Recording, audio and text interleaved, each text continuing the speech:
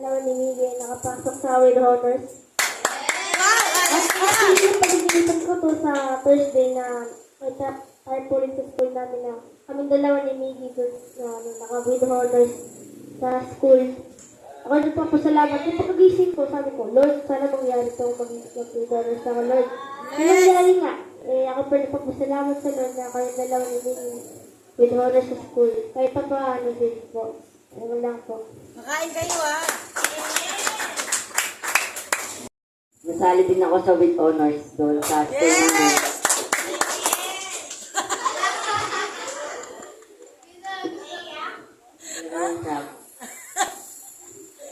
Okay na.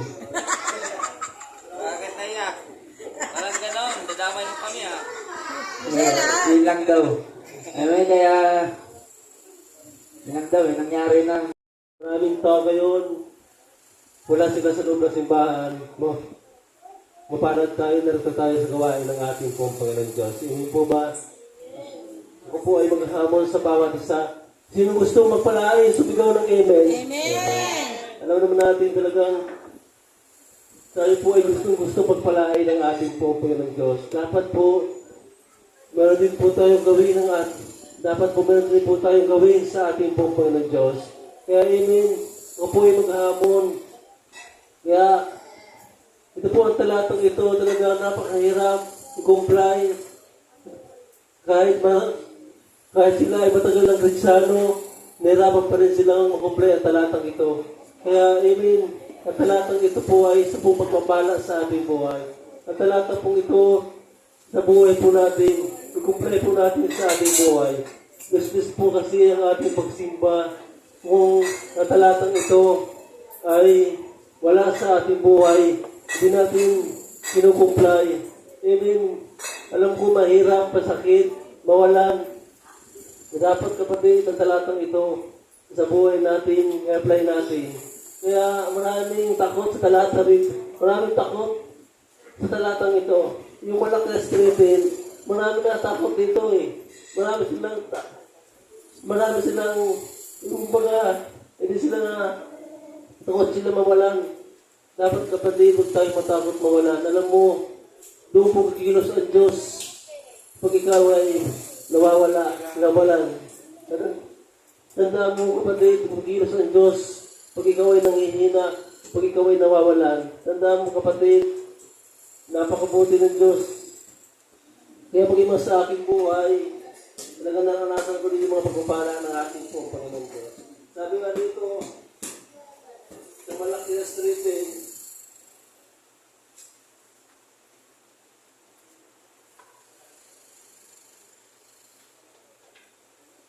sabi nga dito sa Malakias 3:10, dalhin ninyo ng buo-buo ang inyong 10 bahagi sa tahanan ng Diyos upang matugunan ang mga pangangailangan sa aking tahanan.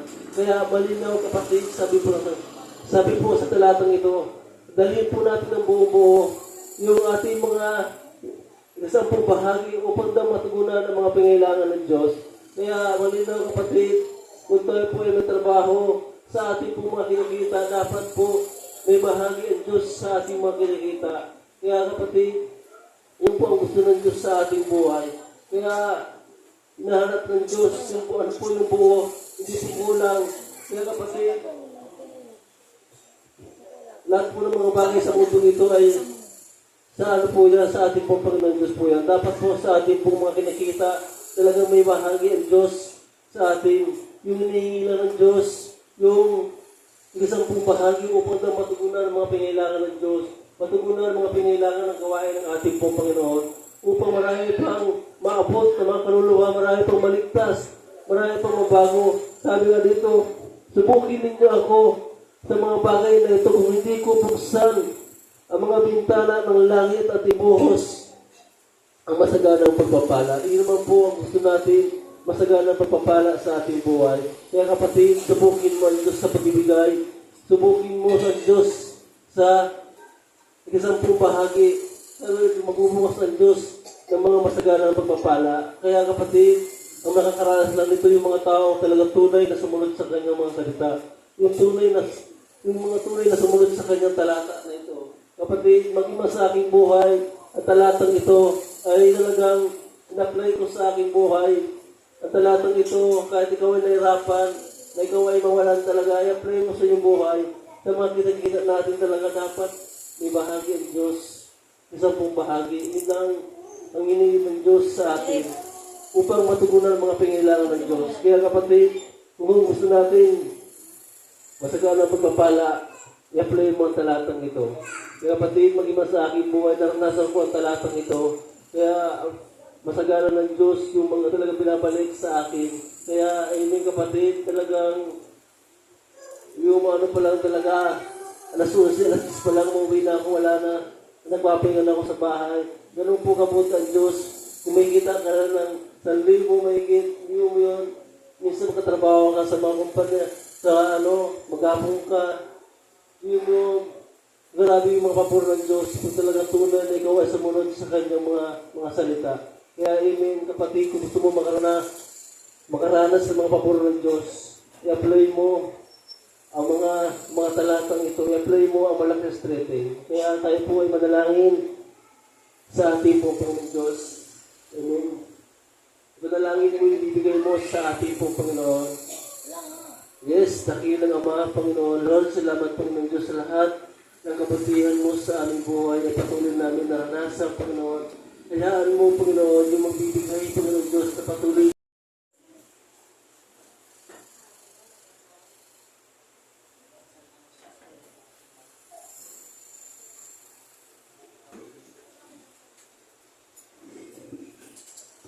Praise God. Bago pong lahat, manalangin po tayo. Panginoon, lubos kami nagpapasalamat sa pagmamahal mo sa amin, kalinga at pagkukup mo. Kaya narito kami, Panginoon, nagkakaisa sa umagang ito bilang mga anak mo. Panginoon, hayaan niyo po na sa aming pag-aaral ngayon ng salita, samahan mo kami. Higit sa lahat, Panginoon, basbasan mo ang mga salita namin pag-aaralan upang makapulot kami ng karagdagang aral, maging matatag aming pananampalataya, at magkakaroon kami, Panginoong Diyos, na malalim na kaugnayan sa iyo. Nasa ganun habang kami nabubuhay sa mundong ito, manatili kami tapat hanggang wakas pagsunod sa iyong kalooban. Gamitin mo lang ako bilang isang magandang ehemplo sa kalagitnaan ito. Ikaw nawa makita, nawa, Panginoon, ang mapakinggan sa lahat ang isasabihin upang maramdaman ng bawat isa ang tunay na kagalakan. Maraming salamat sa tagumpay sa tanging pangalan ni Jesus. Ang lahat ay magwika ng malakas na Amen and Amen. Palapakan natin malakas ang ating Panginoong Diyos. Hallelujah! Kaya maraming salamat sa bawat isa, lalo na po sa bago natin kasama na si Nanay Lita. Tama po ba? Salamat po. Siya po ay bago study natin kahapon, noong alas 3 ng hapon, napunta kami doon sa kanilang bahay sa pangunguna ni Nanay Amy. No? Siya po ang ating kasama kahapon. Salamat po Nanay Amy. Sinamahan mo kami kay Nanay Lita para makapag-conduct tayo ng Bible study. Salamat. Pero mo sa edad niya, no? Talagang sinamahan niya kami. Layo noon. Saan ang lugar yun? Multinational na yon. Biruin mo. Ilang taon na siya? Senior na si Nanay. Pero kasama namin siya naglalakad. Nagkaya sa mga kabataan, Ryan, di ba? Diba? Grabe. Sabi ko, pati ako habang naglalakad kami. Grabe. Hindi ko alam kung anong sasabihin ko sa Panginoon. Kasi alam mo, galaw ng Panginoon ang talagang nararamdaman ni Nanay. Ibihira na mga ganung edad, mga kaibigan, na magsakripisyo. Kaya nakita ko talaga na galaw ng Diyos. Kaya salamat sa Diyos. Dahil pinagpapala si Nanay sa spiritual. Kaya nagbunga ka. Di ba? Kasi nakita ng Diyos sa sakripisyo eh. Hindi yan Hindi yan yung gaya-gaya. Hindi yan yung sama na emosyon.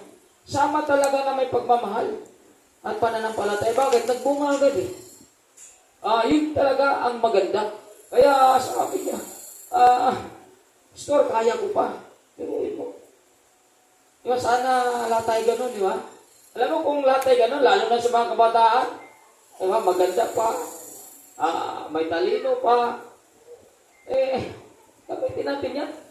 Diba, sa pag-akay ng kaluluwa, lalo pa maraming katutuwa, igitsan ang Diyos. Diba, nangangako kay nanay. Palapakan natin si Nanay Amy at si Nanay Lita. Hallelujah, salamat po sa inyong dalawa. Diyos po magpala sa inyo. Kaya, sunod si Cherry May, no? Si Cherry May talaga, matagal ko nang nililigawan yan. Since 2024 pa. So, salamat, no? Sa katagalan, talagang naakay ni Cherry. Kaya sabi ko, kulitin mo lagi. Kasi mahal natin sila. No? Abang nandito ka, ikaw ang ano dyan, tungkulin mo yan, paalalahanan mo. Kasi, in the future, tinignan natin yung future. Hindi ngayon eh. Ngayon, okay tayo. Ano na yung kinabukasan natin kung wala tayo kay Kristo? Pero ito kung wala kay Kristo, saan ka punta? Sa impyerno? Grabe yan. Hindi natin titignan ngayon yung kinabukasan natin ba? Kaya, di ba, imagine mo yung mga mahal mo sa buhay. Hindi nagliligo sa Panginoon. Anong assurance doon? Napupunta sa langit pagdating ng takdang panahon. Hindi ito pangalang sa lupa. Yung simbahan ng palapit, hindi mo pupuntahan, langit mapuntahan mo. Malabo yun. Kahit anong katwiran mo, kahit anong dahilan mo, hindi tayo pwedeng maging magaling sa salita ng Panginoon Kristo. Tinuruan na tayo. Kaya sabi ko, kumbinsin mo, Chere. Kumbinsin mo, Jaira. Kaya kumbinsin natin mga mahal sa buhay natin. Kasi yung tinitingnan natin dito, hindi ngayon, kundi yung dati. Kaibigan, alam ko. Kaya salamat, palapakan natin si Cheremy. Hallelujah.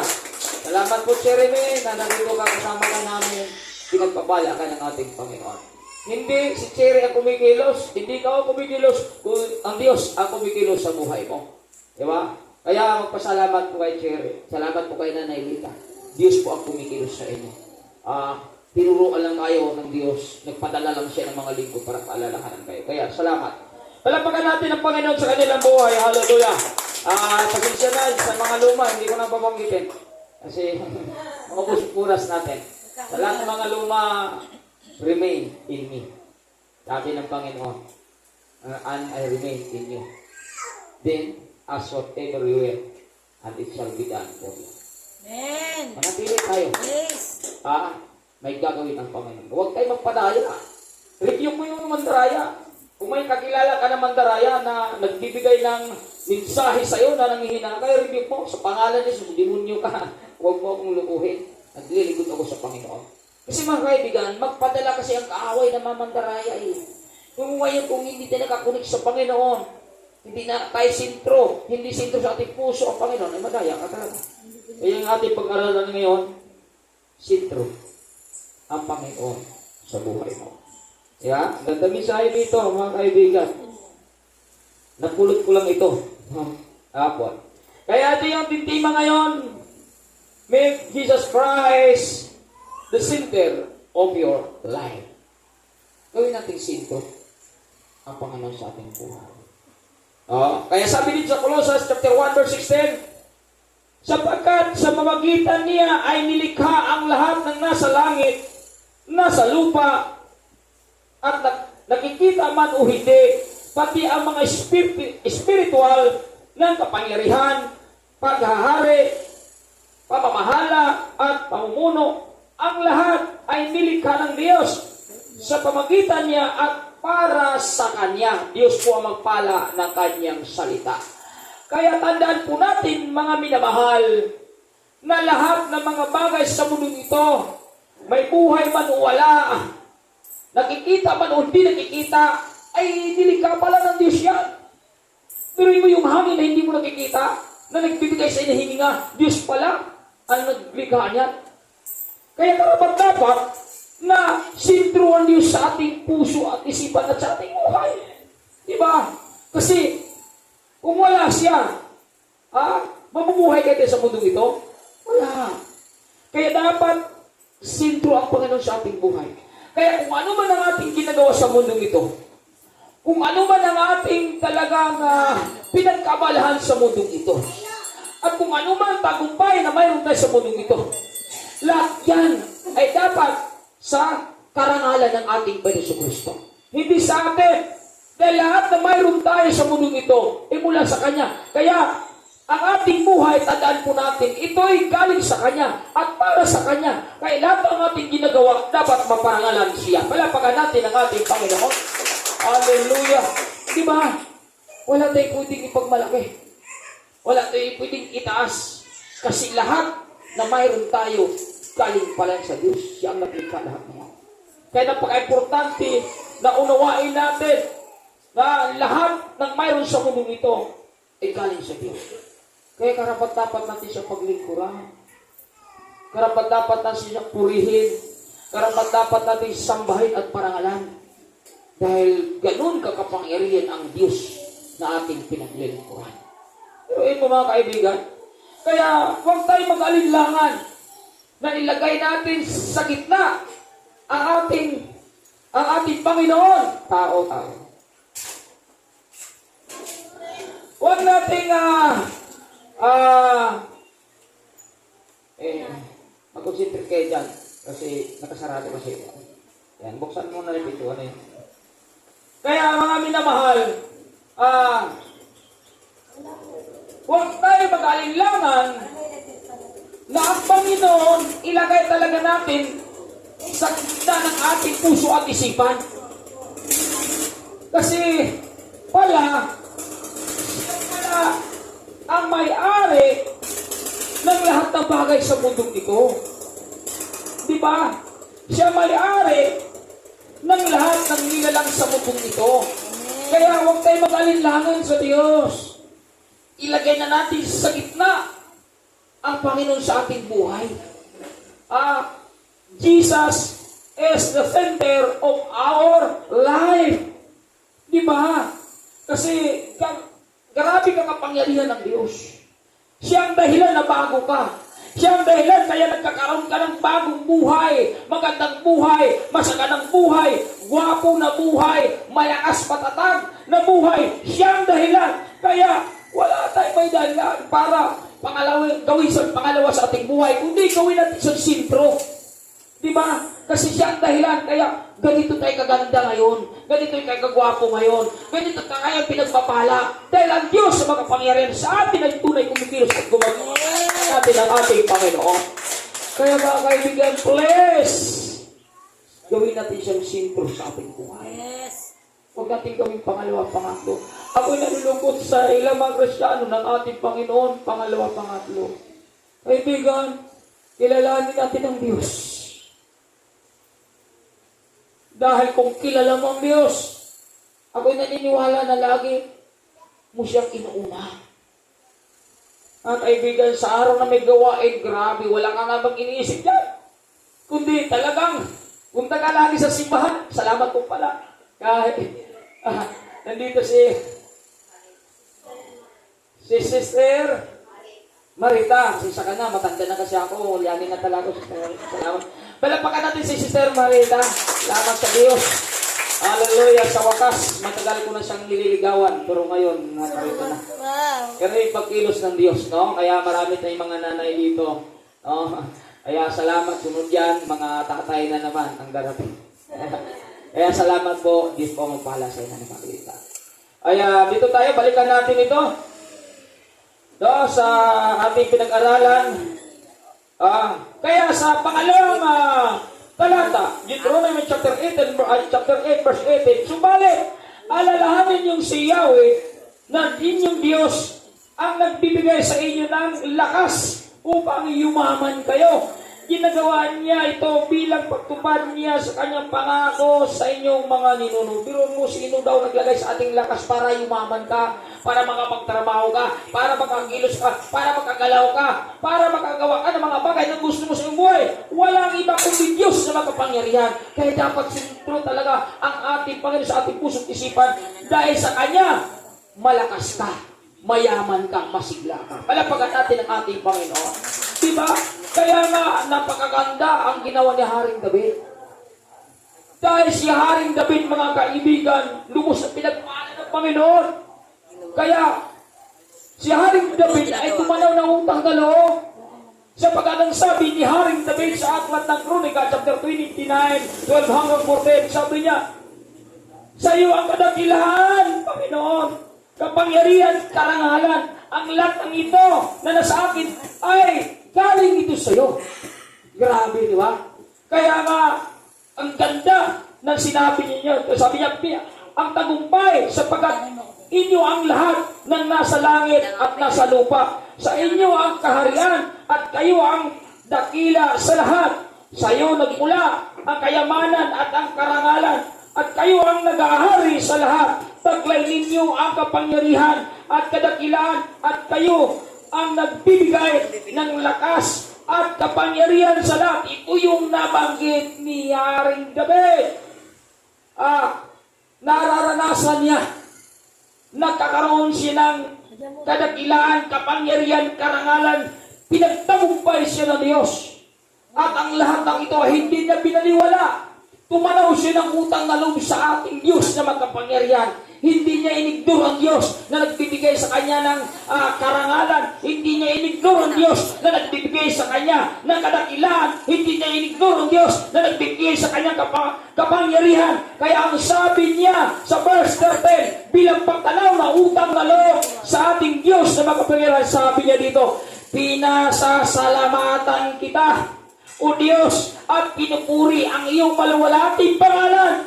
At dahil dyan, ang sabi niya, ngunit sino ako? Ito yung pagtanaw ng utang na loob ni Haring David. Dahil sa kapangyarihan, karangalan, tagumpay, kayamanan na mayroon siya. Sabi niya, ngunit sino ako?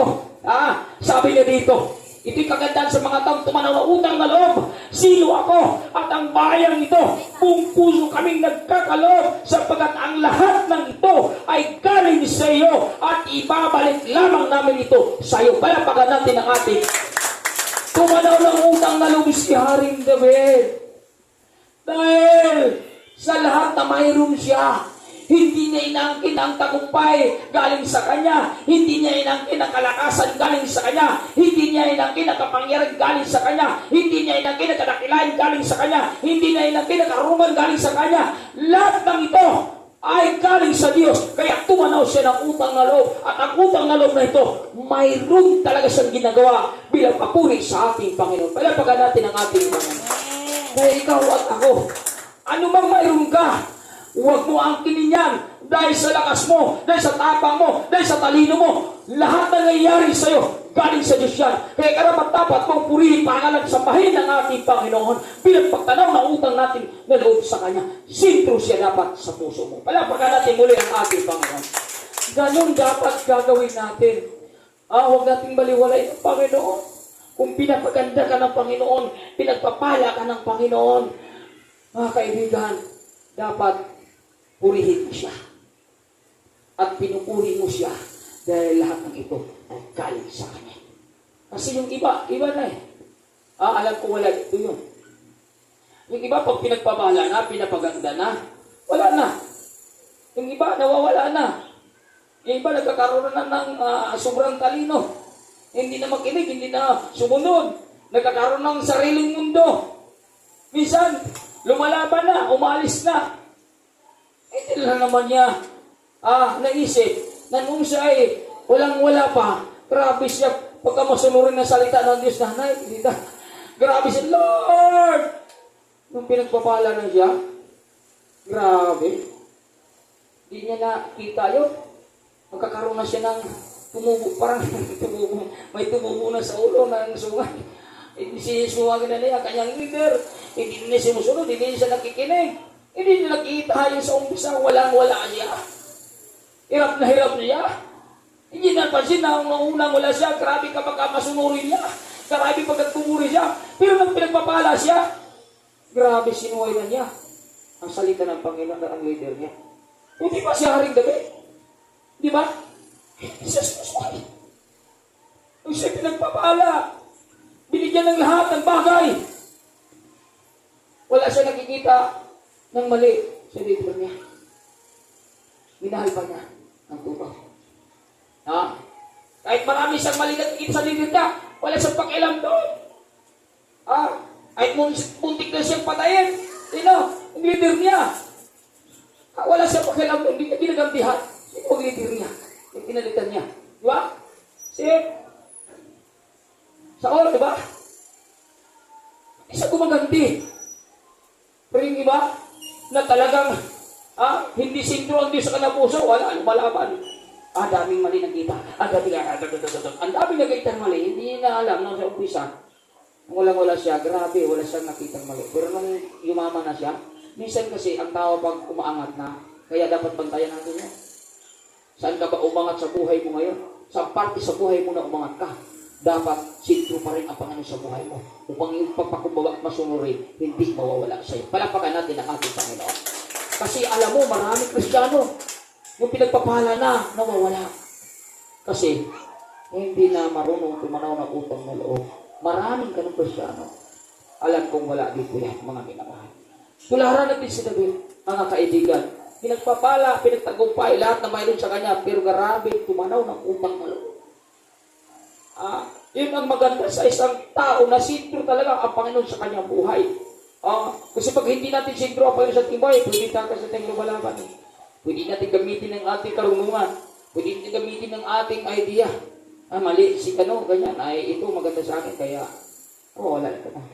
Tandaan po natin, mga kaibigan, kung ano mang mayroon tayo, huwag natin kalimutan, lahat yan ang galing sa Diyos. Ipinagkatiwala lang sa atin. Kaya, dapat sintro lagi ang Panginoon. Upang hindi tayo gumawa ng bagay na makakasakit sa ating kapwa. Pero kung iwanan mo, saan ka ba galing dati? Di ba? Baka iwanan nyo ako. Di ba? Nung walang-wala ka pa, nung talagang tungtuwa ka pa, Pastor, salamat, brother, salamat, tinulungan mo ako, salamat, nabago ako. Pero nung talagang kumatagal, pinagpapala ka na, napatularan mo si David. Sino ako para gumatas? Sino ba ako para lumalaban? Sino ba ako para itama ang sarili ko? No, mas tama pa rin ang ginamit ng Diyos sa buhay ko. Dapat gano'n. Hindi kayo. Grabe mo na nakita mali. Akala mo, ikaw ay tama, ikaw ay banal. Walang banal dito. Diyos lang banal. Sinunod lang natin ang kanyang salita. Yung kanyang itinuturo. Lahat tayo galing sa putik. Lahat tayo makasalanan. Tinuruan lang tayo ng Panginoon na makipagkulig sa Kanya upang makita ang Kanyang katangian sa buhay natin. Diyos lang ang banal ng kaibigan. May mga pagkakamali tayo, hindi ko iwasan yan. Kaya huwag tayong magaling kasi lahat na yan, kontrolado ng Diyos. Alam ng Diyos, ang importante, tumanaw tayo ang utang na loob sa Kanya. Tularan natin si Haring David. Sino siya? Grabe na siya. Daming tagumpay niya. Pero hindi siya lumalaban sa leader.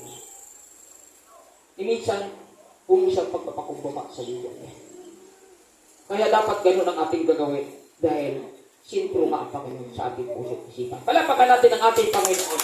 Kaya, introduction pa lang yan, mga kaibigan. Una, why Jesus Christ is the center of our life. Number one, because He saved us from the power of the enemy. Dahil iniligtas tayo ng Panginoon sa kapangyarihan ng kaaway. Kaya karapat-dapat na sintro siya. Iniligtas ka sa Panginoon, sa kasamaan, sa kasalanan, kahirapan, karamdaman. Niligtas ka ng lahat doon. Tapos, hindi natin sintro siya. Grabe mga kaibigan. Sana, sintro natin sa pag-araw ng linggo. Sintro ang Panginoon. Kaya wala ka na dapat isipin. Nagsimba ko. Hindi ako pwedeng ipangalawa ang Panginoon. Pag linggo, kailangan priority siya.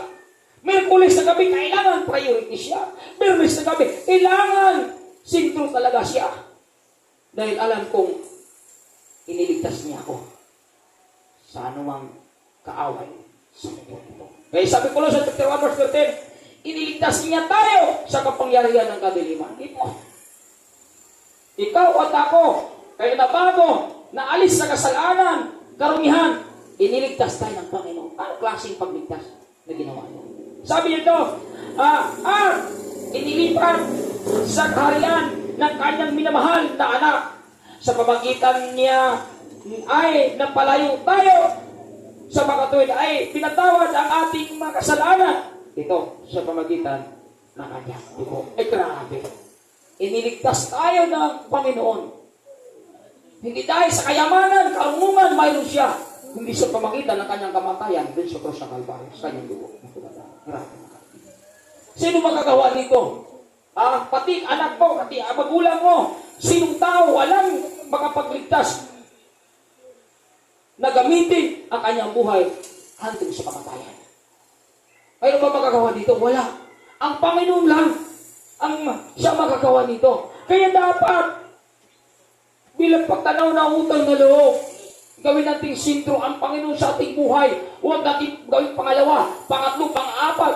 Dahil iniligtas na tayo ng Panginoon mula sa kasalanan, mula sa karumihan, mula sa sakit o karamdaman, mula sa kawalan, iniligtas ka na. Pagi sa kaligtasan na ipinagkaloob niya sa'yo. Baka sabihin mo, Pastor, bakit ganito ako ngayon? Kaibigan, nasa proseso pa tayo lahat ngayon. Magpatuloy ka, gawing sintro ang Panginoon sa buhay mo. Dahil balang araw, paparanas ng Diyos ang mga bagay na gusto mo. At ikaw at ako, bilang totoong mananampalataya, bilang totoong anak ng Panginoon, nakahilira tayo sa pangako ng ating Panginoon. Kaya huwag kang tumigil, gawing sintro sa puso at isipan mo ang ating Panginoon. Dahil may mga inanda siya ng mga pagpapala, balang araw, ikaw ang magtamasa. Palapakan natin ang ating Panginoon. Huwag tayo magsawa dahil iniligtas ang tanyang Panginoon. Kinakailangan lang lakaran natin ang kanyang salita. Gawin natin ang kanyang salita na tunay na may pag-ibig at pananampalataya. Yun lang po mga kaibigan. Huwag kang magpadaya dahil sa mundong ito. Hindi na exempted sa mga mandaraya. Ang daming mandaraya sa mundong ito mga kaibigan. Kaya ikaw at ako, kung tunay ka na may kaugnayan sa ating Panginoon, gawin isang sintro upang proteksyonan ka ng ating Panginoon na makapangyarihan. Paglaban mo, Panginoon. Alam mo, pag may paglaban natin ng ating Panginoon, yung mga tao na yon na ipinaglaban ng Panginoon, mayroon silang nakaimbak na talata sa puso at isipan. Diba? Kasi yun na ang tunay na sandata natin. Paano mo labanan ang pandaraya sa mundong ito? Kung sa puso at isipan mo, walang nakaimbak na talata bilang sandata mo, hindi mo pa mapaglabanan. Kaya kailangan mayroon nakaimbak na talata sa iyong puso at isipan upang dating man ang mandaraya, wow, quickly and absolutely, ma-release yun. Makuha mo yung tabak mo. At nakuha mo yung tabak mo, na talata mula sa puso at isipan mo, magtatagumpay ka. Pero kung wala kang talata, born-again ka lang, nakatulala. Ay, joke lang. Di ba yung sabihin? Born-again ka lang, nakikinig ka lang, pero wala kang, hindi ka nagbabasa ng Biblia, ka nag-memorize. Pag dumagting ang mandaraya, wala, malulula ka. Mental block ka, madaya. Kaya kung hindi ka magtaka kung bakit maraming Kristiyano na dayan, nawala. Dahil na mental block, nung dumating ang temptation. May mga challenge sa buhay, sabi nga na ng mga pagsubok, nalulula na, hindi na alam kung anong gagawin. Yun talaga ang mararamdaman mo. Kasi sabi ni Pastor, magbasa ka ng Biblia araw-gabi. Ilagay mo sa iyong puso at isipan upang darating man ang mandaraya, maging sentro pa rin ang Panginoon sa buhay mo. Bakit buhay na buhay sa iyong puso at isipan ang salita na yung pinag-aralan, palakpakan natin ang ating Panginoon. Kaya yun ang advantage mga kaibigan doon sa mga Kristiyanong sumusunod sa salita ng Panginoon, nag-aaral, mga minamahal. At dahil dyan, mayroong nakaimbak sa kanilang puso at isipan na talata. Kaya pag dumating man ang mandaraya, kaya mo mapagtagumpayan. Dahil ang salita ng Panginoon yung binibitawan ay may taglay na kapangyarihan. Hallelujah! Kaya sabi dito, sa Episo, chapter 1, verse 7, ito, tinubos tayo ni Kristo sa pamagitan ng kanyang dugo at pinatawad ang ating mga kasalanan. Ganun kasagana ang kanyang kagandang lugkarabilan. Iniligtas niya tayo sa pamagitan ng kanyang kamatayan. Nilinis niya tayo sa pamagitan ng kanyang dugo. Kaibigan, nakakahiya naman pag hindi mo gawin sintro ang Panginoon sa buhay mo. Marami. Alam mo, kung mag-aaral ka ng Biblia, mapaiyak ka eh.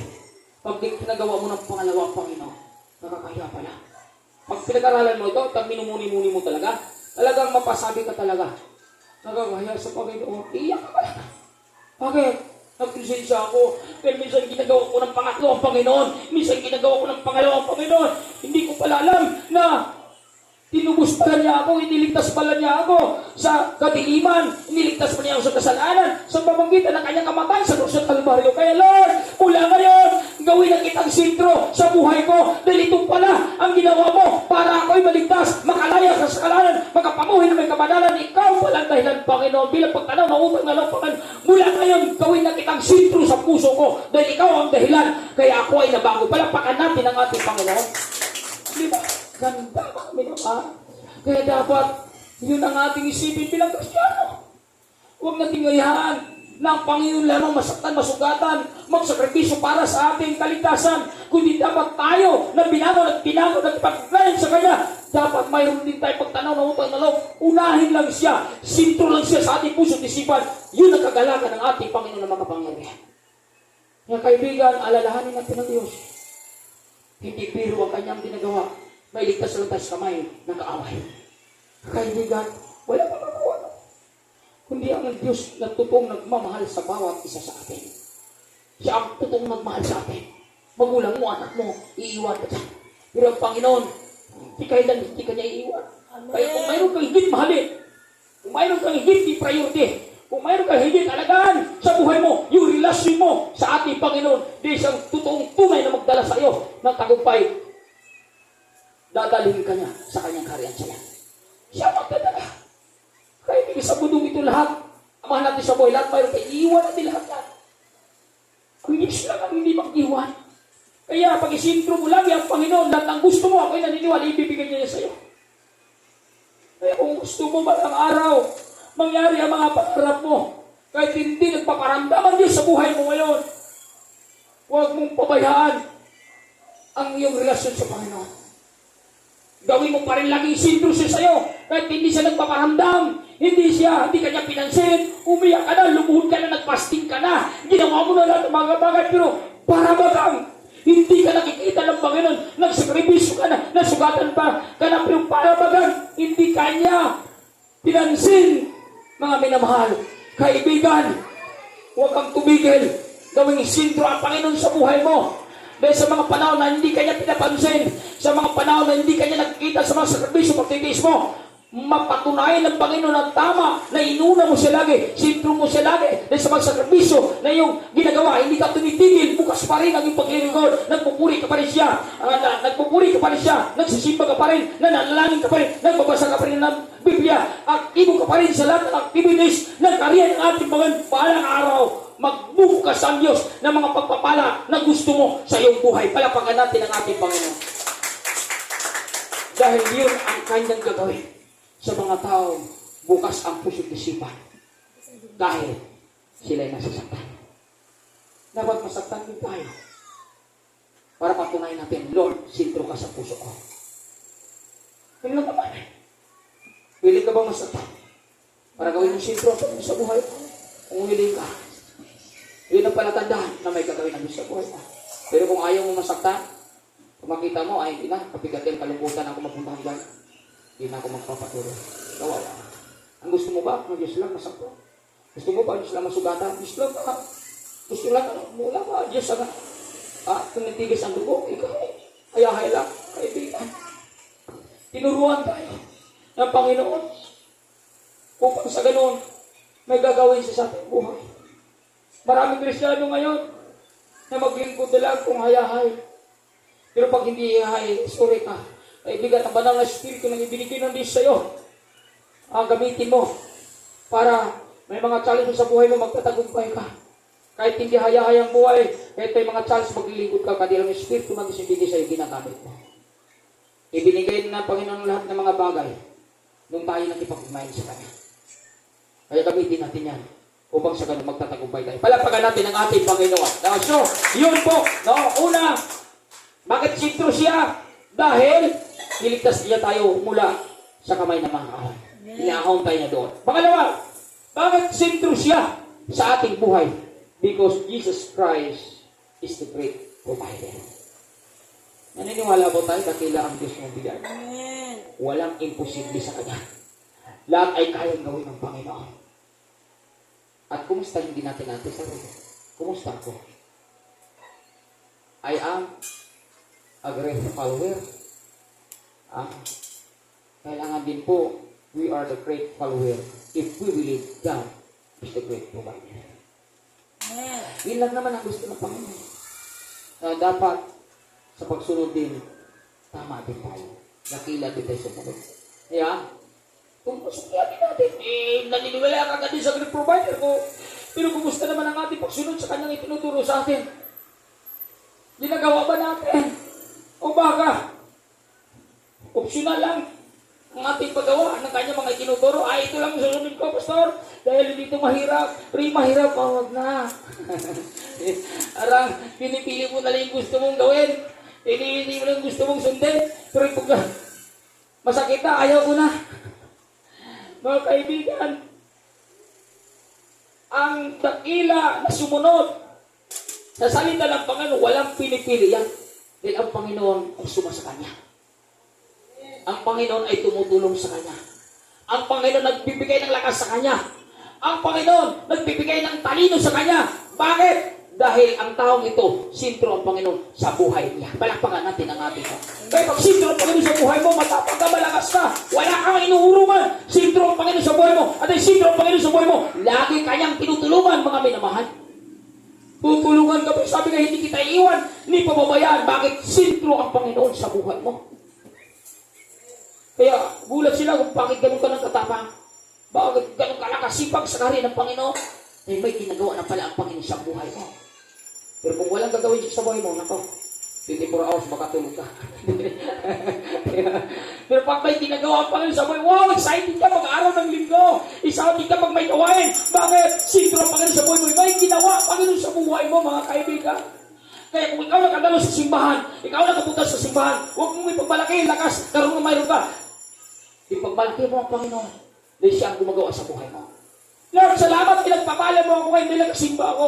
Panginoon, di ko ito nagawa dati. Dati optional ako maglilingkod, optional ako magsimba, optional ako magbasa ng Biblia, optional ako manalangin. Pero ngayon, Panginoon, grabe, persistent ko na nagawa ito dahil sa iyong kapangyarihan na gumagawa sa buhay ko. Sapagkat, Panginoon, sintro ka sa puso ko. Palapakan natin ang ating Panginoon. Isintro natin siya. Eh, may gagawin siya, mga kaibigan. Huwag natin siyang gawin pangalawa. Biruin mo, namatay siya para sa iyo. I-provide niya ang lahat ng pangailangan mo. Sabi, gawin mo lang siya pangalawa, nakakaya naman mo. Ikaw daw, example lang para makarelate tayo. May asawa ka na, pero may inuuna kang iba. Anong nararamdaman mo? Di ba? Anong mararamdaman mo? Matuwa ka ba? Ay, ganun lang din niya. Di ba? Diyos ang nagbibigay siya, nagligtas sa'yo. Diyos ang nag-provide sa lahat ng gusto mo. Kung pagdating sa kanya, sabi ko naman, pangalawa mo ang Panginoon. Sino hindi malungkot siya? Tao nga nalulungkot, pag ganun gawin, Diyos pa kaya? Kaya kahit tanungin natin, Lord, Lord, Lord, ito ang dami ko ba? Anak, yung walang pinaniniling mo. Bakit Panginoon? Dahil, pangatlo ako sa puso mo. Tapos yun ang grabe kang kahilingan, pero anak, alam mo naman ako, na wala imposible sa akin, lahat ay kaya kong ibigay. Pero huwag mo naman akong gawin pangalawa. O akong gawin pangatlo. Tinuturuan tayo ng Panginoon na sintro dapat siya. Una dapat siya. Sabi sa aklat ng 6:33. Naman doon, sa English yun, seek ye first the kingdom of God and His righteousness, and all things shall be added unto you. Unahin natin ang kanya ng Diyos. At sabi, panghuli ang pagpapala, all things shall be added. Lahat ng gusto mo. Pag sinabing lahat, walang kulang doon, pinagpapala ka, material, pinagpapala ka financial, pinagpapala ka sa katawan mo, pinagpapala ka sa pamilya, pinagpapala ka sa asawa mo. Pagi sa pagpapala, bakit inuuna mo lagi ang Diyos sa buhay mo? Palakpakan natin ang ating Panginoon. Yun yung gagawin niya. Pero nagawa ba natin? Memorize lang natin ang talatang ito. Pero yung paggawa, kumusta? Maraming Kristiyano memorize ang talatang ito. Maraming Kristiyano talagang gusto-gusto ang talatang ito. Pero ang talatang ito hindi gusto sa kanya. Bakit hindi ginagawa ng tao? Yun ang problema natin. Gusto ba natin? Diyos ang turuan natin. Tapos tayo, ang gusto natin hingi lang. Lord, ganito. Lord, ganito. Tapos, ang itinuturo ng Panginoon ay natin nakakaya. Ano natin itusan ng Panginoon? Na para bagang mas makapangyarihan pa sa Kanya. Na para bagang mas magaling pa sa Kanya. Sundin natin ang Kanyang ituturo.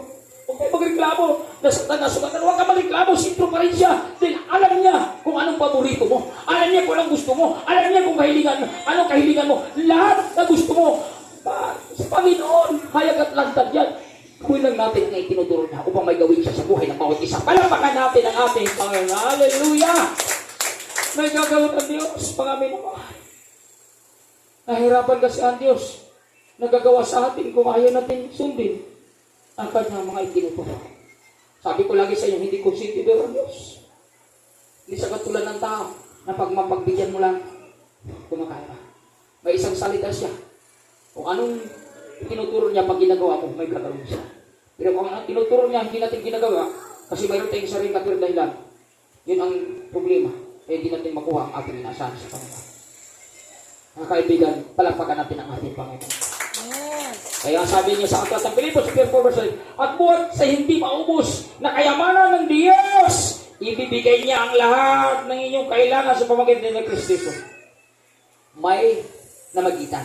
Sa pamagitan daw, ibibigay niya lahat ng mga namagitan. Ibig sabihin, sa pamagitan ng pananampalataya ninyo. Ang totoong pananampalataya, tanda natin, ginagawa natin ang kanyang salita. May namagitan, ibibigay na natin sa lahat ng gusto mo, pero sa pamagitan ng iyong pananampalataya. Anong tunay na pananampalataya? Ginagawa natin ang kanyang salita. Kaya kung anong itinuturo ng Panginoon sa Biblia, gawin mo! Kahit nasaktan ka, balang araw magpakilala siya, that God is a great provider. Palakpakan natin ang ating Panginoon. Gawin natin mga kaibigan. Huwag tayo magdahilan, kasi yung dahilan ang nagiging sanhi, kaya hindi natin nakuha ang ating kasama sa Diyos. Sabi sa Roma 8:32, kung ang sarili ng anak ay hindi niya ipinagkait, sa halip ay ibinigay para sa ating lahat, hindi kaya niya ibibigay ng masagana sa atin ang lahat ng bagay. Totoo naman eh. Ibinigay nga ang buhay ng Panginoon para lahat ay maligtas, makalaya sa kasamaan, maligtas sa kaparusahan na walang kang ibinigay ang buhay ng Panginoon. Ay mga bagay na gusto natin sa ating buhay, hindi niya kaya ibibigay. Ibibigay din niya ng problema kasi hindi natin minsan ginagawa ang itinuturo niya. Nang nagkaling ang problema, hindi sa Diyos, hindi sa salita ng Diyos, hindi sa pastor, kundi sa bawat isa sa atin na nakikinig ng salita ng Diyos. Minsan hindi natin ginagawa, kaya nahirapan ang Diyos para tayo pagpapalain. Huwag natin pahirapan ng Diyos. Gawin natin ang kanya ng Diyos. Marami tayong gusto sa buhay natin. Kaya sa mga estudyante, di ba? Puro kayod pag-aaral. Ito nga, grabe kahit aaral yan. Anong purpose mo?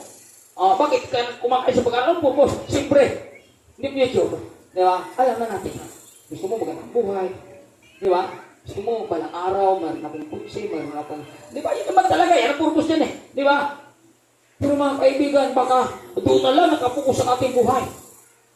Dahil yung ating tinitingnan, mga material na bagay na lamang. Hindi ba natin nagputuro lahat ng bagay ng Diyos, hawak niya ang ating buhay? Kaya niya katay pagyaman, kaya na tayong paghirapin, may kontrol niya lahat ng bagay. Ang mahalaga dito, una pa rin dapat si Kristo sa puso ng tao. Kahit gaano kakabisi, dapat ang Panginoon pa rin ang sentro sa puso mo. Dahil kontrol niya lahat ng bagay, wala kang magagawa kahit gaano kakasipag, kahit gaano kakatalino, kahit gaano kakalakas, lahat yan galing sa Diyos. Ngunit kung hindi ka tumanaw ng utang na loob, inupugus mo ng buhay mo sa mga pangarap mo at ginawa mo ng Diyos, pangapat, pangatlo, nagkakamali ka bala ang araw baka. Ang kaibigan, hindi mo makuha ang mga pangarap mo.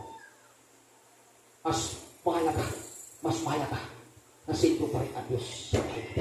Sa madaling salita, bigyan natin ang panahon ng Panginoon. Bigyan natin ng oras ang Panginoon. Dahil wala tayong magagawa kahit anong sipag natin, anong lakas natin, anong talino natin. Kung ang Diyos, pangatlo na lang sa buhay natin. Gawin natin siyang sentro upang makuha siya. At lahat ng pangarap po, makukuha mo pagdating ng pagpaparan. Palakpakan natin ang ating Panginoon. Yun ang dapat. Kasi ako'y nalulungkot sa mga tao na napakasipag. Tuwang-tuwa ako sa kanila, pero nalulungkot ako. May tuwa ako at may lungkot. Kahalo, bakit? Brad, ganda mo. Ang sipag mo, hanga ako sa'yo. Dahil yun ang gusto ko. Dahil yun ako dati na napakasipag sa mundong ito. Hanggang ay masipag ako. Pero mga minamahal, mayroon tayo nakalimutan na dapat ang sipag na mayroon tayo, binagyan natin ang Panginoon. Sapagkat sa mundong ito, temporary lang tayo. Lahat babalik tayo sa Kanya pagdating ng panahon. Ngunit ngayon pala, kung ikaw malakas, na binigyan ng Diyos sa lakas at hindi mo ginagamit ang lakas na yan para sa kanyang karangalan, delikado pagkapagating ng takbo. Sisingilin tayo ng Diyos. Pag sinisingil ka, impyerno bagsak mo. Mas makinig tayo sa mga tao ginamit ng Diyos sa ating buhay ngayon. Kasi bago tayo sisingilin ng Diyos dahil sa impyerno, may gagamitin siya ng tao para paalalahan na tayo. Diba, maraming dumating sa ating mga tao, mga pastor, mga disciple, o sino ba mga tao ginamit ng Panginoon sa ating kapanahon, palalahanan kami na palalahanan kasi ayaw ng Diyos, siya ang sisingil sa'yo, kasi pag ang Diyos sumisingil sa'yo, delikado buhay mo. Sa lugar ng Ninive, sino nakabasa? Bago niya parusahan ng Ninive, may pinadala sa propeta. Diba? May propeta parang sumuhay, no? Ayaw talaga pumunta ni Jonas doon. Ayaw niya. Kasi alam niya, pag pumunta siya doon, ayaw niya maligtas ko na Ninive. Diba? Nagpadala sa niya, propeta. Pero wala magawa si Jonas. Punta talaga siya kapag palating doon. Nakinig ang mga tao sa Ninive. Nagsisiyan na lahat ng mga kasalanan. Dahil nakinig siya sa propeta, hindi tinuloy ng Diyos ang kaparusahan. Ganun din sa ating kapanahon niya. Bago dumating mga bagay na hindi maganda sa ating buhay, may mga tao sa gamitin para palalahanan ka. Kaya yung mga tao ginamit ng Diyos sa buhay mo, magpasalamat ka sa Diyos. Lord, mahal mo talaga ako. Lord, hindi mo talaga ako iniwan, hindi mo ako pinabayaan. Kahit marami akong ginawa, kalukuhan, kasamaan. Kasi may pinadala ka mga tao, para ako'y palalahanan. Kaya, yun ang panahon na dapat purihin mo, Panginoon. Paglingkuran mo, ang Panginoon, dapat kumanaw ka ng tatlaw, umiyak ka sa Kanya. Lord, salamat. Dahil minahal mo pa rin ako sa kabila ng marami kong ginawa kasamaan. Magpasalamat tayo, huwag natin kontrahin, huwag natin labanan. Kasi delikado ka tayo pagdating ng tagdang panahon dyan. Kasi hindi bababa ang Panginoon para akayin ang tao dahil sa simbahan, kundi may gagamitin ng Panginoon mga tao para ikaw ay palalahanan. Katulad namin, kami ang ginamit, Nanay Lita, para mapunta ng Bitsaya. Di ba? Palalahanan siya. Salamat. Totoong mahal ng Diyos ito. Kasi gawin mo napakalayo noon. First time ko nakalapit sa lugar na yun. Sabi ko, wow, ang ganda ng lugar na ito. Sabi nga ni Nanay Linday, sabi niya, dito na nga si Ryan, ilagay na. Di ba? Ang ganda na lugar. Malayo pero masaya. Kasi ang presensya ng Diyos ay yung kasama. Di ba? Sarap po ganun, di ba? Di ka magreklamo, lakad na kami. Lakad na sa. Pero masaya ka. Kasi nandun ang presensya ng Panginoon. Ang ganda kasi pag gumawa ka na sa presensya ng Panginoon. No, wala presensya ng Panginoon, puro reklamo ko tututok. Ang reklamo, di ba? Kaya mga kaibigan, palapakan natin ang Panginoon sa ating buhay. Hallelujah! Kaya yun ang ating gagawin. I-provide niya ang lahat. I-provide niya kagalakan mo. I-provide niya ang kapayapaan. I-provide niya lahat ng gusto mo. Ano bang hindi na-provide ng Diyos sa buhay mo? Huwag kang magreklamo. Kasi unti-unti niya gagawin ang mga bagay na gusto mo. Diba? Hindi pa naman lahat may provide ng Panginoon sa ating buhay. Diba? May provide siya, baga ang pinag-provide niya sa'yo, kapayapaan, kagalakan sa kana. Pero yung mga material na bagay, hindi pa. Mag-face ka. Antayin mo siya, huwag kang magreklamo sa kanya. Dahil kung mayroong mang higit na kakaalam sa maganda mong kinabukasan, siya yun, hindi tayo. Palakpakan natin ang ating Panginoon. Ang aming namahal. Kaya sundin lang natin. Pangatlo, bakit una lagi ang Panginoon sa ating buhay? Why Jesus Christ is the center of our life? Because we are the temple of God. Templo tayo niya. Templo tayo niya, baka pangalawa, walang ganon. Walang ganon mga templo ka ng Diyos. Tapos pangalawa mo, Diyos, hindi ganon.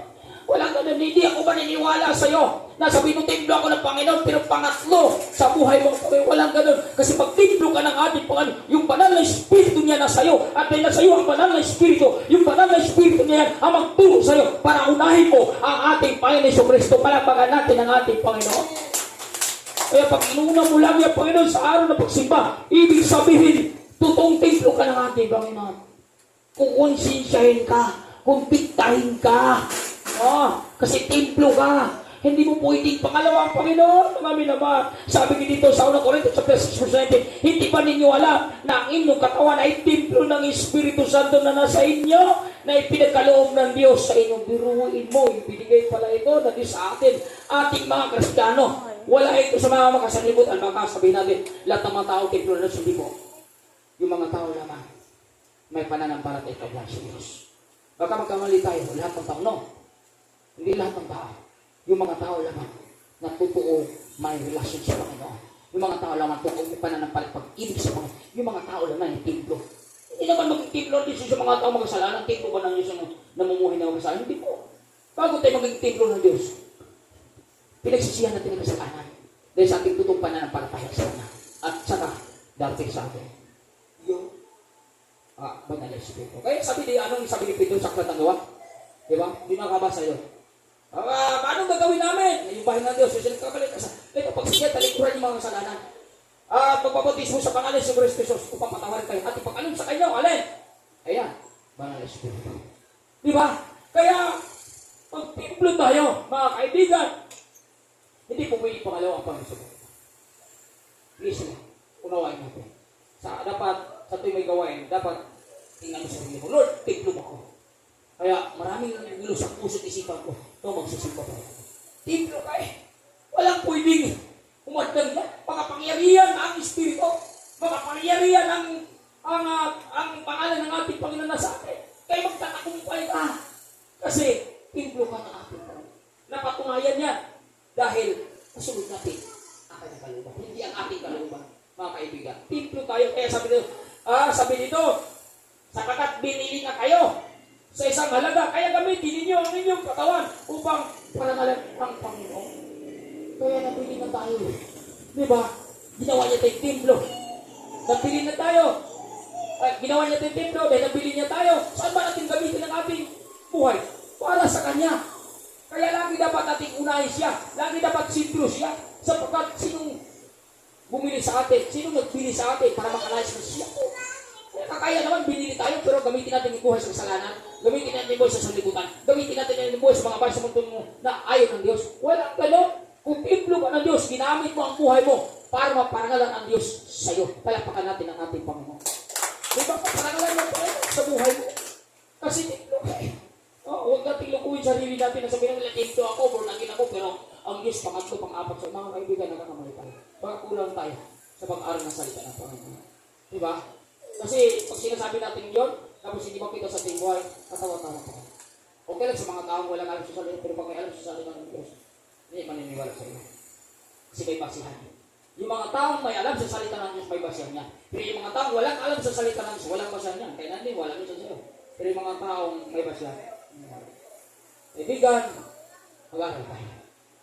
Para maging sentro ang Panginoon sa ating buhay at makukuha siya habang tayo bubuhay sa mundo ito. Kaya gawin natin sentro ang Panginoon sa una, sa trabaho. Naging sentro ang Panginoon sa ating buhay pag sa trabaho. Nauna ba natin siya? O baka trabaho ng tayo diretso. Pangalawa, pag-aaral. Diba? Gawin natin sentro ang Panginoon. Baka mo ba sa school? Ano lang ito? Diba? Laging sentro siya. Pangatlo, yung kaibigan sa kaibigan mo. Sentro ba ang Panginoon? Nakilala ba? Kilala ka ba ng kaibigan mo? Na ikaw ay totoong lingkod ng Panginoon? Sa pamagitan ng ginawa sa kanya? O baka pinabayaan mo lang siya? No, dapat magkilala ka na ikaw born again. Baginan mo siya na salita ng Diyos. Sapagkat sentro ang Diyos sa buhay mo. Yung mga kaibigan mo, i-encourage mo na maglingkod, sumunod sa Panginoon. Sapagkat sentro nga ang Panginoon sa buhay mo. Yun ang ating gagawin. Huwag natin pabayaan ang ating mga kaibigan na mamuhay sa kasalanan. Parang wala tayong pagmamahal sa Kanya. Parang wala tayong concern sa Kanya. Mga kaibigan, dapat sentro ang Panginoon sa buhay mo. Kaya ibahagi mo ang Panginoon sa buhay mo. Ibahagi natin ang Panginoon sa buhay nila upang magkilala ng Panginoon at maglingkod sila tulad mo. Hindi kayo may kaibigan ka sa libutan, ikaw pa madala nila. No, mga kaibigan. Huwag ganon, mga minamahal. Huwag ganon, madaya. Ikaw mo lagi. Dapat ikaw ang makaakay nila, hindi ka ikaw maakay nila. Sino ba may kapangyarihan? Diba? Ikaw na templo ng Diyos, hindi ka may kapangyarihan sa kanila. Pero minsan ang mga born again pa naakay sa mata sa libutan. Kasi mga kaibigan, hindi lahat ng mga kaibigan natin ay born again. Marami din kaibigan sa labas. Kaya yung marami natin kaibigan sa labas, dapat makilala tayo na tayo ay may Panginoon upang sa Lord madala natin siya sa Panginoon. Hindi ka itinatago natin. Yung iba itinatago. Kung natin kaya ang Panginoon. Pagmalaki natin siya. Gawin natin siya dito upang maakay nito sila sa kahit ng ating. May concern dapat tayo sa ating mga kaibigan. Palagpagan natin ang ating Panginoon. Pagdating sa pira, ay sino ba ang Panginoon sa pira? Lord, pinasalamatan mo mga Panginoon. Lord, salamat. Panginoon, nakasahod ako ngayon. Pinasalamatan kita. Pinang lahat ang ito ay galing sa'yo. At ay galing sa'yo, yung ikasampung bahagi, ibibigay ko sa'yo. Tulad ni Haring David. Diba? Pagpapasalamat sa Panginoon. Citrus niya eh. Ay, grabe kung doon napabasa kayo sa Malakay chapter 3, 10 hanggang 11, wala nang salat darating sa buhay mo pag ginagawa mo sa Panginoon ang mga bagay na itinuturo niya sa'yo. Itinuturo niya na ang kasamang bahagi Dapat, nasa kanya, una siya pagdating sa pera. Huwag natin, imbes lahat ng mga bagay galing sa kanya yan eh. Kaya, pakita natin siya, Lord, ito, bilang pagmamahal ko sa iyo. Bilang totoong naghari ka. Bilang totoong pinto mo ako. Ito, Panginoon, ay, ibabahagi ko sa iyo. Para makatulong ako sa gawain. Di ba palapagan natin ang ating Panginoon? Sintro dapat siya. Pagdating sa pira, huwag nating kamkaming lahat. Pagdating sa mga magulang, sintro ba siya? Nakita ba, Panginoon, sa buhay mo pagdating sa mga magulang mo? Baka hindi nakikita, hindi natin sila maakay. Baka hindi natin kita, kaya hindi natin sila makumbinsi. Sintro dapat sa ating puso at isipan ang Panginoon pagdating sa mga magulang. Ito sintro, ang Panginoon sa ating buhay pagdating sa mga magulang, grabe ka gumalang, grabe ka sumunod, grabe ka makiusap, talagang puno kang pagpapakumbaba, hindi ka nagmamataas. Kasi sintro Panginoon sa buhay pagdating sa mga magulang. Yan ang dapat pinabal. Sunod sa kapatid mo. Kumusta sa kapatid mo? May Panginoon ka pa ba? Nauna mo ba ba ang Panginoon pagdating sa kapatid mo? Kung baka sinisigaw-sigaw mo ng kapatid ka din. Baka ginagano, wala nang respeto, wala nang ipaggalang. Hindi na sintro ang Panginoon sa tibuhay. Para pagdating sa kapatid namin, baka hindi na nakilala ang Panginoon sa tibuhay. Delikado po mga minamahal. Kaya dapat sintro pa rin ng Panginoon. Kalang respeto pa rin ang ating pakita. Kasi sa trono nito minamahal. Sa anak natin, dapat ganun din mga minamahal. Sintro pa rin ng Panginoon. Huwag natin unahin kung ano man. Mga mahal natin ang ating nakas, mahalin natin ang ating Panginoon. Dahil alam niya na maganda pa rin ang plano niya na Panginoon sa ating buhay kaysa sana natin sa ating mga anak. Diyos pa rin nagkakalam. Kawalan. Pagdating sa kawalan, huwag kang madala dyan. Baka pagdating sa kawalan, yun ang iyong sinundan. Tandaan po natin, isintro pa rin ng Panginoon natin sa ating buhay. Dahil walang imposible sa Panginoon. Lahat kaya niya gawin. Huwag tayo magsawa na gawin sintro ang Panginoon sa ating buhay kahit may nawala sa atin. May mga challenge. Dahil sabi ko nga, walang imposible sa Kanya. Kung alam mo na ganun ka kapangyarihan ng Diyos, huwag kang tumigil maglingkod sa Kanya kahit mayroon kang pinagdaanan. Dahil lahat ng pinagdaanan mo, alam ng Panginoon yan. Hindi mo lang ang Panginoon, hindi bigyan ang Panginoon. Kita ka ng Panginoon, ang gusto lang ng Panginoon. Sa panahon may nawala sa'yo, mayroong sakit, may mga challenge, dapat siya pa rin ang sintro sa puso mo. Palapakan natin ang ating Panginoon. Hallelujah! Kahirapan, ito mga kaibigan, maraming natitiwang nito pagdating sa kahirapan, hindi ka nakabangon. At yun ang sinunod ng ilan, mga kaibigan, nagkakamali ka. Hindi mo tunay nagkilala ang Panginoon kung sinunod mo kahirapan. Dapat, pagdating sa kahirapan, sintro pa rin Panginoon. Doon maglilingkod pa rin ako. Magpupuri pa rin ako. Aawit pa rin ako. Dahil ikaw pa rin sintro ko. Dahil hindi ko sinunod kahirapan. Dahil alam ko, kahirapan ito, kaya mo bigyan ng kalutasan. Para pagka natin ang ating Panginoon. Pag ganun ka, kapangyarihan ng Panginoon, sakit o karamdaman. Minsan mga kaibigan dito nadadayang ina. Ang daming nagdadahilan na dito. Kaya bigagkakamali tayo. Sa dahilan natin ang ginagamit kung ang kaaway. Huwag natin bigyan kasiyahan ng kaaway. Kundi bigyan natin siya ng kalungkutan. I-priority pa rin. Isintro pa rin natin sa ating puso isipan. Ang ating Panginoon kahit mayroon tayong karamdaman. Dahil God is the great healer. Palapakan natin ang ating Panginoon. Hallelujah! Kaibigan, yun ang ating gawin mga minamahal because God is the source of everything. Siya ang pinagmulan ng lahat ng bagay. Kaya, laging sintro siya sa ating buhay, mga minamahal. Kaya sa lahat ng pagkakataon, sa lahat ng oras, at sa lahat ng panahon, sa buhay ng tao, sintro dapat ang ating Panginoon. Palapakan natin ang ating Panginoon. Hallelujah! Maraming salamat. Sana po sa konting mensahe na ating ay bahagi sa inyo. Mayroon kayo na pulot ng magandang araw. Nang sa ganun, yun lang mawawala sa lahat ng narito. Ako naniniwala na itumatalab sa iyo kung hindi ka mawawala sa ganun. Palapakan natin ang ating Panginoon. Ako tayo tumayo sa pagkalaan sa pagkatapos sa gawain ng ating Panginoon is Lord. Hallelujah. Prehin ka Lord, sambahin ka Panginoon. Dakilahin at luwalhatiin ka o Diyos. Tunay na mga pangyarihan ka Lord. Tunay na walang imposible sa iyo, Panginoon. Kaya ang bawat isa na narito ngayon, sintro ka sa kanilang buhay, Panginoon. Sintro ka sa kanilang puso, Panginoon. Dahil nalalaman nila na kontrol mo ang lahat ng bagay, awak mo ang aming buhay, Panginoon. Wala kami pwedeng ipagmalaki sa aming sarili, Panginoon. Sapat kaya mo kaming ibagsak, kaya mo kaming itaas, Dipindi, Panginoon, sa pagkilos at galaw mo sa aming buhay. Kaya ang aming gagawin ngayon, Lord, gawin ka naming sintro sa aming puso't isipan. Upang sa ganun, Panginoon, habang kami nabubuhay sa mundong ito, magpagbigay kami sa inyo ng kagalagan, Panginoon. Dahil alam namin, Panginoon, na nagagalang ka. Pag lagi ka namin inuuna, Panginoon. Alam namin, Panginoon, na nagagalang ka. Pag lagi ka namin pinapriority. Lagi ka namin sintro sa aming buhay, Lord. Panginoon. Kung ano po ang nais ng tao, Panginoon, yun din ang nais mo. Kaya ginagawa mo sa mundong ito ang nais ng tao. Dahil yun ang gusto mong pagpapala na ipaparanas sa tao kung gawin namin na sintro ka sa buhay namin, Lord. Gusto ng tao, Panginoon, na lagi din kami unahin. Lagi din kami priority.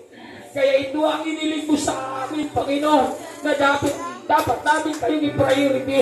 Dapat namin kayong unahin. Dapat sintro ka sa aming buhay. Pag ito'y na-comply namin, Panginoon, naniniwala po kami na lagi mo kaming i-priority. Lagi kami na iyong unahin. Lagi kami yung pagpalahin dahil nagawa namin ang itinuturo mo sa amin sa umagang ito, Lord. Tunay ka na magapangyarihan, Panginoon. Tunay ka na dakila, Panginoon, sa iyong mga anak. Narito ang inyong mga anak, hindi dahil gusto nila, kundi dahil sa galaw at kilos mo sa buhay ng bawat isa, Lord. Salamat ang narito ngayon. Naniniwala po ako pinagpapala mo sa lahat, Panginoon, sa espiritual na buhay. Lord, ikaw ang buhay namin, Panginoon. Lahat po tayo, pwede po tayo pumunta sa harapan. Sama-sama po tayo sa harapan. Come forward. Oh, come forward. Lahat po tayo manalangin. Lapit kayo sa harap, mga kaibigan. Hindi ko na lang kayo isa-isahin. Isa namin natin maubos yung oras. Dito na lang po kayo sa harap. Harap na tayo. Hallelujah! Purihin ka, Panginoon, sa bahay. Tunay ka, Panginoon. Nagmamahal sa amin. Napakarami namin pagbubulan. Napakarami namin pagkakamali na hindi kami perfecto, Panginoon. Ngunit hindi ka nagsawa para kami paalalahanan ng Lord God. May ginagamit ka ng mga tao para kami remind. Tunay, Panginoon, ang pagmamahal mo sa amin, Lord. Kaya karaman-dapat ka lamang ang nasintro sa aming buhay, Panginoon. Jesus, taas ka namin, Lord. Hallelujah. Jesus, pupurihin ka namin, Lord. Habang kami nang bubuhay. Maglilingkod kami sa iyo, Lord, sa hirap at ginaawa na tinuturuan mo kami. Ipinagkalog mo na sa amin ang pananampalat pag-ibig ba ng Espiritu at bagong puso. Lahat ng ibinigay mo sa amin. Kaya gagamitin namin ang lahat ng ito upang magtatagumpay kami sa paglilingkod namin sa iyo, Lord. Oh, hamagan po ang iyong mga anak namin. Lord, mangusap ka. Magministeryo ka sa bawat isa, Lord. Nakikita mo ang pangangailangan ng bawat isa, Lord. Alam mo ang kanilang mga pinagdaanan, Panginoon. Alam mo ang kanilang kahiligan, Panginoon. Lord, tingin mo ang bawat. Ngayon mo ang bawat isa na narito. Yakapin mo, Panginoon, ang bawat isa na narito, Lord. Mangusap ka sa bawat isang Panginoon na narito.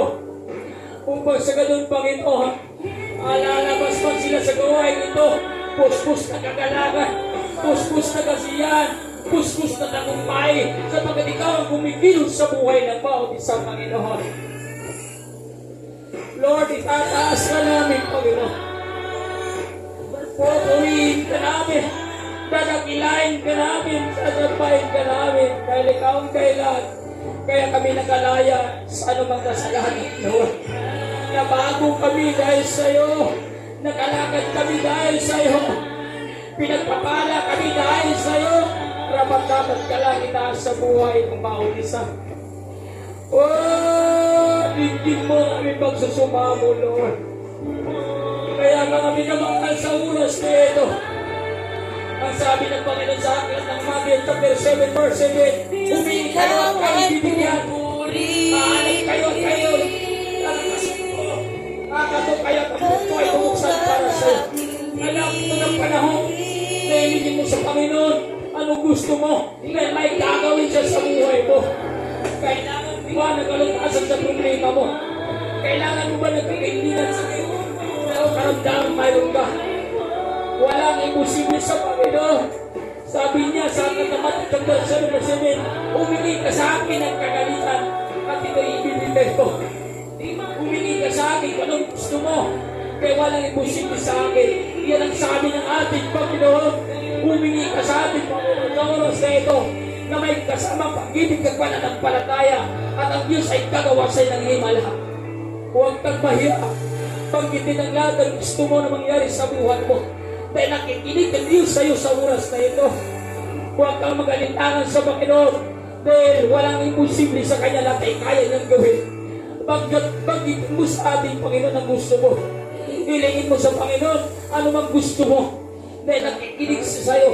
At sa tumugon sa lahat ng nais mo. Pagpakumbaba ka lang may pag-ibig at pananampalataya, may kakawin siya ng himala. Simple mo lang ang Panginoon sa buhay mo. Gagawa siya ng mga bagay na hindi mo inaasahan mangyari sa iyong buhay. Mga bagay na sorpresa na ikakagalak mo. Mga bagay na gusto sa buhay mo darating sa iyo. Pagdating ng panahon dahil sinisiklo mo sa buhay mo ang ating Panginoon. Lord, dito kami nagkakatipon, nagkakaisa upang purihin ang ngalan mo, Lord. Bigyan mo na awang kailigan ng bawat isa. Papagantawan mo na awang bawat isa. Kukupin mo at kamingahin mo ang bawat isa na narito ngayon. Yes, Lord, maraming salamat. Naniniwala po ako na minsan ibinigay mo sa amin ngayon. Ito po ay hindi masasayang. Ito po nagkumunga sa kanila at sila po ang magbenepisyo pagdating ng takdang panahon. Maraming salamat po. Maraming salamat. Dinideklara namin, pinuproklama namin na sa oras na ito, lahat na narito ay tunay iyong pagpapalay. Maraming salamat, Panginoon. Ang mga sa Lord sa oras na ito, pansamantala na uwis ka ng tahanan, ingatan mo na ang kabayan sa lahat na makarating na ligtas sa bawat tahanan na mayroon sila. Eh Lord, talugyan mo na, tanggapin mo na ang aming pagkakaisa sa umagang ito. Sa tanging pangalan ni Jesus, ang lahat ay magbuwi ka ng malakas na. Amen, amen, amen. Maraming salamat sa bawat isa. Diyos mo ang patuloy na magpala